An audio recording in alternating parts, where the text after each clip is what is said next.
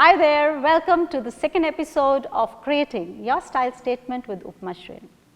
Today we are going to talk about prints and textures and planes, and it's a world of prints and textures, and how do we use them together with planes and balance them so that neither the print dominates nor the plane, because too much of plane becomes boring. There are thousands of prints and pattern categories which I cannot mention here, and none of us know all the names. So let us start with some better known ones for now. One of the very common print which I am going to start with are floral prints, used very widely in women's apparel and men's apparel. We see them on shirts, we see them on dresses, we see them as overall prints and placement prints. Placement prints means the prints that are strategically placed to enhance your garment. Then we go to another floral category, but with a different name, called the Bohemian prints. We have examples of Bohemian prints here, which you can see.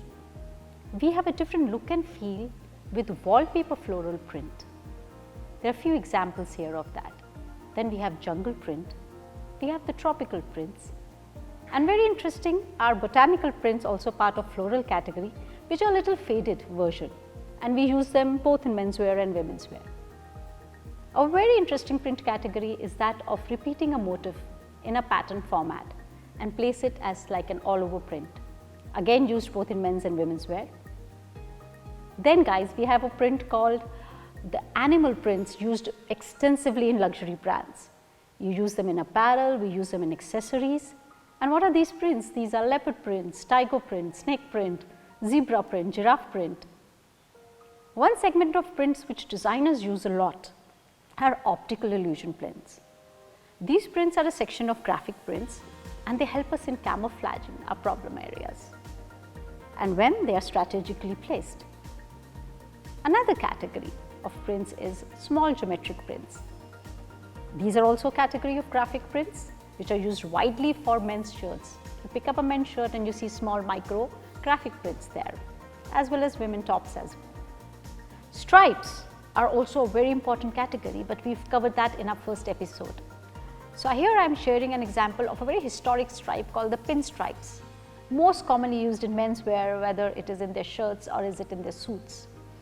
Then we also have candy stripes, as we've discussed in our first episode. We have diagonal stripes, we have straight and horizontal stripes, used both in menswear and women's wear. If you'd like, you could check the first episode to get a hang of that. The next category which we come to is checks. Just like other prints, we have a huge range of checks, and I can't name all of them here. So we are going to have some common ones, which is used in menswear, women's wear as well. So here we have tartan checks, we have Burberry checks, we have ginghams, we have houndstooth, we have Madras checks. Now then, coming to the next category is called the paisley prints. Very widely used in women's wear. We use a lot of print of paisley on scarves as well, a very hot selling product. Then there is the patchwork print, very commonly used. Another print we can look at is tribal print, and in tribal prints it could be an African tribal print, it could be an Indian tribal print, and many others. One of the most important print which I really don't want to miss out is polka dots, a very historic print used in garments since ages. We love it in women's wear and we love it in menswear shirts as well. A lace is another fabric. I'm quoting this more for a texture that gives us both a texture and sensuality in a woman's wardrobe. So lace is something I don't want to miss out. So besides lace, we also have many other textures.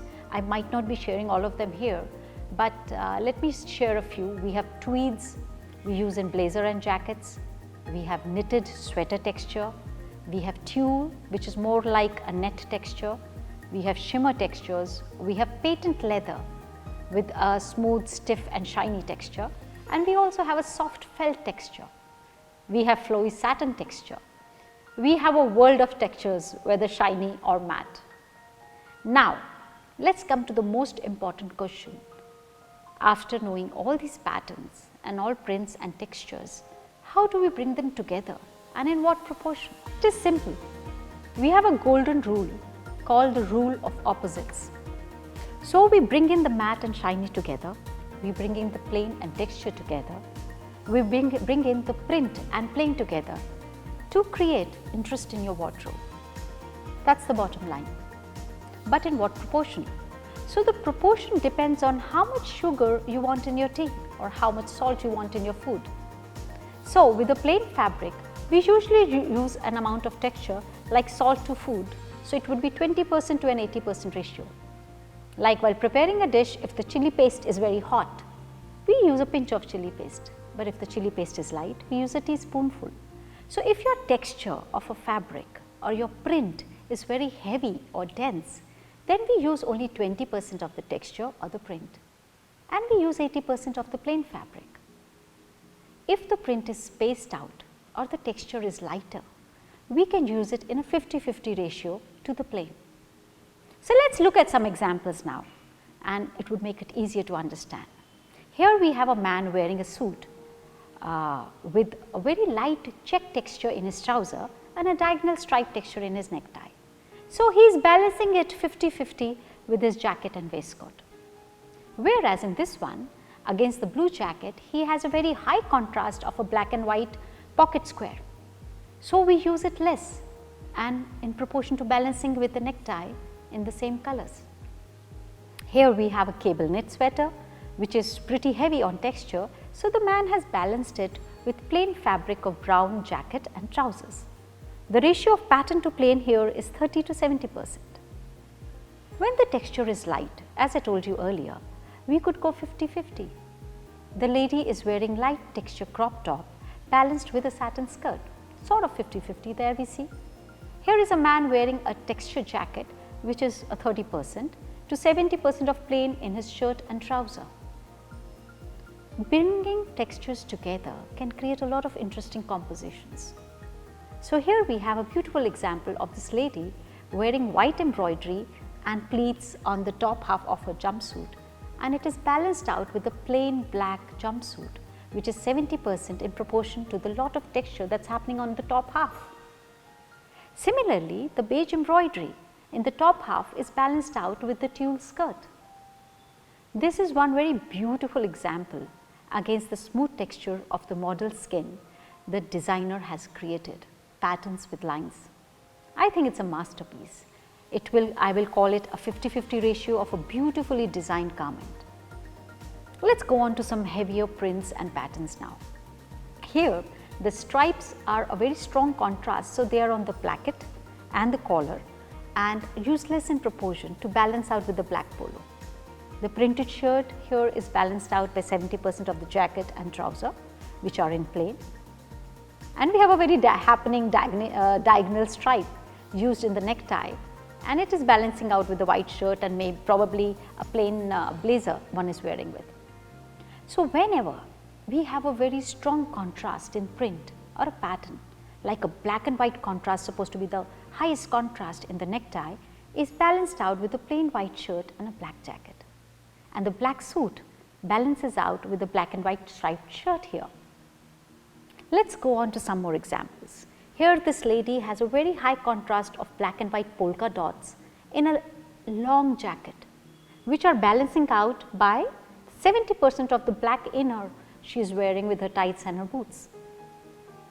This is an example of a pattern of lace and its texture that is balanced out by the satin used in a lower part of her dress, whereas the other example is balanced out with the plain fabric in her jumpsuit. So to summarize, either we go 30-70 or we go 50-50 depending on how dense the pattern or the texture of the fabric is, whenever we are using plain, texture and print together. I came across this beautiful example I am sharing with you of bringing texture of embroidery and print together with the plain smooth satin, so beautifully balanced. Okay guys, with this we come to the end of our second episode. Let me know how you liked it. Did my sharing make a difference to your wardrobe by the way of prints and pattern coming together with the plains? So like, subscribe and share your thoughts, and we are going to talk about proportions in clothing. What should be the length of what you wear in our third episode. So see you there, and before I leave, I'll leave you with a thought. This is your life, live it by your rules. See you, bye.